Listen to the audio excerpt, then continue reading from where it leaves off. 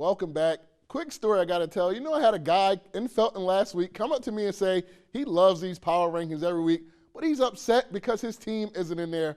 I told that guy, when your team plays their way into my rankings, they'll be there, but no faster.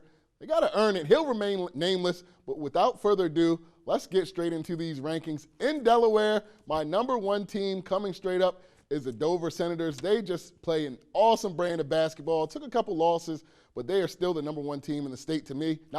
Even maybe in the state. Number two, I'm going with Smyrna. I like everything that the Eagles are doing. Still undefeated there. Number three, I'm going to go with Cape Henlopen. I love the way Randy Rickers plays down low. He is going to power that team, especially come playoff time and as we get into conference play right here coming up. Next is our two South teams, Milford and Seaford. I still think they're the best two teams in the South, and I cannot wait for that matchup. I hope I get that game. We're going to slide it over to Maryland. Only one team is at number one. That's the one team that deserves to be there. The Pocomoke Warriors with their big win over Stephen Decatur last week.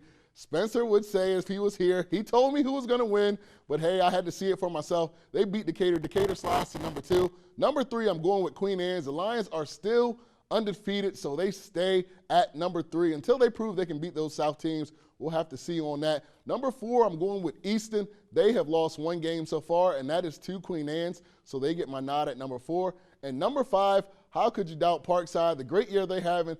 No matter, they did just lose at the Governor's Challenge. We know that game does not count for these power rankings. That's what I'm going with. That is my top five. If you have a top five, please go ahead and send it to me online right now. Right now, we're going to kick it to commercial break. When we come back, we got plays of the week coming up. Stick around. You don't want to miss it. This is Coach Dave Byer, head coach of Parkside High School. You're watching Delmarva Sports Insider.